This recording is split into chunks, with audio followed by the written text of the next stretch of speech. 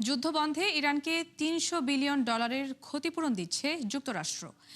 এমন খবরকে উড়িয়ে দিয়ে মার্কিন ভাইস প্রেসিডেন্ট জেডি ভ্যান্স জানান, শর্ত সাপেক্ষে বিনিয়োগ তহবিল হিসেবে এই অর্থ পাবে দেশটি, যেখানে অর্থায়ন করবে যুক্তরাষ্ট্র, দক্ষিণ আমেরিকা, উপসাগরীয় আরব দেশ, এশিয়া ও আফ্রিকার বিভিন্ন প্রতিষ্ঠান। আরও জানাচ্ছেন নুসরাত মৌমি। পারমাণবিক কর্মসূচি বন্ধ, সমৃদ্ধ ইউরেনিয়ামের মজুদ ধ্বংসের মতো শর্ত পূরণ হলে $300 বিলিয়ন বিনিয়োগ তহবিল পাবে ইরান।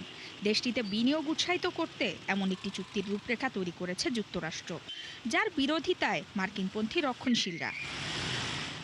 এর আগে ইরানকে ক্ষতিপূরণ দিচ্ছে যুক্তরাষ্ট্র, এমন খবর ছড়িয়ে পড়লে ব্যাখ্যা দেন ভাইস প্রেসিডেন্ট জেডি ভ্যান্স।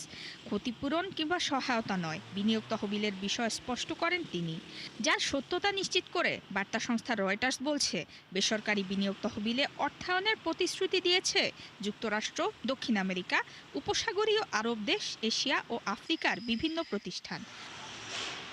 তবে যুদ্ধের ক্ষতিপূরণ হিসেবে যুক্তরাষ্ট্রের কাছে $40 বিলিয়ন দাবি করেছিল ইরান, যা মানতে অস্বীকৃতি জানায় ট্রাম্প প্রশাসন। তার বদলে প্রস্তাব রাখা হয় পুনর্গঠন ও উন্নয়ন তহবিলের, যার আওতায় ঋণ সুবিধার ব্যবস্থার পাশাপাশি যুদ্ধে ক্ষতিগ্রস্ত স্থাপনার পুনর্গঠনে অর্থায়ন করা হবে।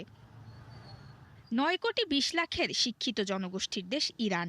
প্রাকৃতিক গ্যাস মজুদে দেশটির অবস্থান দ্বিতীয়, আর অপরিশোধিত তেলে চতুর্থ। পাশাপাশি পেট্রোকেমিক্যাল, খনিজ সম্পদ, পর্যটন, কৃষি সহ সম্ভাবনাময় নানা খাতে সমৃদ্ধ দেশটি। অথচ যুক্তরাষ্ট্র সহ বিভিন্ন দেশের বাণিজ্য নিষেধাজ্ঞায় বৈশ্বিক পুঁজিবাজার থেকে বিচ্ছিন্ন হয়ে পড়ে ইরান।